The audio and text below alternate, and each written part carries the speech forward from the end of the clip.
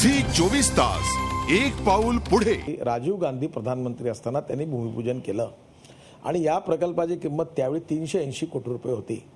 आज याच्यावर 14,000 कोटी रुपये खर्च केले गेले आहेत। या प्रकल्पात शेतकऱ्यांनी आंदोलन केले आणि मला निवेदनं दिली, त्यांच्या जमिनीचे मोबदले अजून दिले गेलेले नाहीत। त्या ठिकाणी पुनर्वसनाचे कामं थांबलेले आहेत आणि मी त्या मतदारसंघाचा सदस्य आहे, विधान परिषद सदस्य आहे, माझी कॉन्स्टिट्युन्सी आहे। ते लोक मला भेटतात। मग तुम्ही पैसे मिळवायचे असं का लिहिलं? प्रकल्प बंद पडला, काम बंद पडलाय, स्टँडस्टिल झालेला आहे। त्याच्या मागे कंत्राटदारांचा फायदा व्हावा असा तुमचा उद्देश नव्हता? म्हणजे उद्या जर तुम्हाला असं म्हटलं की महागाई कमी झाली पाहिजे असं उदय निरगुळकरांनी म्हटलं, तर याचा अर्थ असा आहे की उदय निरगुळकरांच्या ज्या मिसेस निरगुळकर आहेत त्यांना 2 रुपये स्वस्तात साखर मिळावी आणि 2 रुपये किलो स्वस्तात गहू मिळावा, म्हणून उदय निरगुळकर महागाई कमी करा असं म्हणतात। हे जेवढं हास्यास्पद आहे तेवढा मूर्खपणा आहे।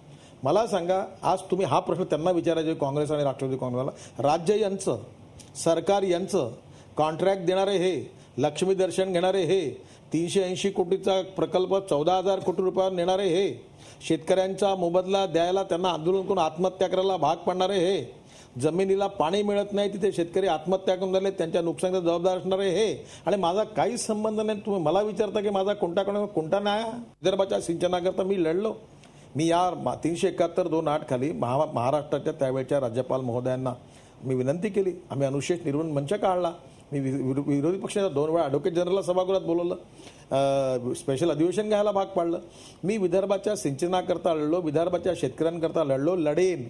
10,000 शेतकऱ्यांनी आत्महत्या केला। मला याची लाज वाटते की विदर्भात मी असताना असं का होत आहे, आणि त्या आत्महत्या थांबल्या पाहिजे, शेतकऱ्यांना पाणी मिळालं पाहिजे, गावाचं पुनर्वसन झालं पाहिजे, आणि हा 14,000 कोटी रुपये खर्च करू नये। तुम्हाला याचं काहीच वाटत नाही? तुम्ही 14,000 कोटी रुपये प्रकल्प पूर्ण झाला नाही म्हणून गेल्या 10 वर्षाहून राज्य करणाऱ्या काँग्रेस राष्ट्रवादीला प्रश्न विचारत नाही। त्यांनी ठेके वाटले त्यांना विचारा, ज्या ठेकेदारांनी खराब काम केलं ब्लॅकलिस्ट करा, कारवाई करा।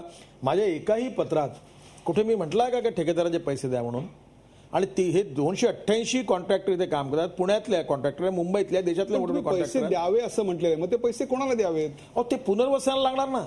हे बा, पैसे म्हणजे काही ठेकेदाराला काय तिथून क्रॉस चेक नाही का? माझ्या म्हणण्यावर दिल्लीहून पैसे निघाल्यावर राज्य शासनाच्या डिपार्टमेंटला येतात आणि मग राज्य शासन त्या पैशावर डिस्क्रिप्शनप्रमाणे लँड ॲक्विजिशन करता, पुनर्वसनाकरता, नवीन कॅनॉल बांधण्याकरता, आणि ते कामं सुरू केले। जे ठेकेदार त्यांनी चुकीची कामं केली असतील, ज्यांनी भ्रष्टाचार केला असेल, ज्यांच्या क्वालिटी, त्यांना देऊ नका पैसे, त्यांच्यावर कारवाई करा, त्यांच्यावर शिक्षा करा, त्यांना जेलमध्ये पाठवा। माझा काय संबंध आहे?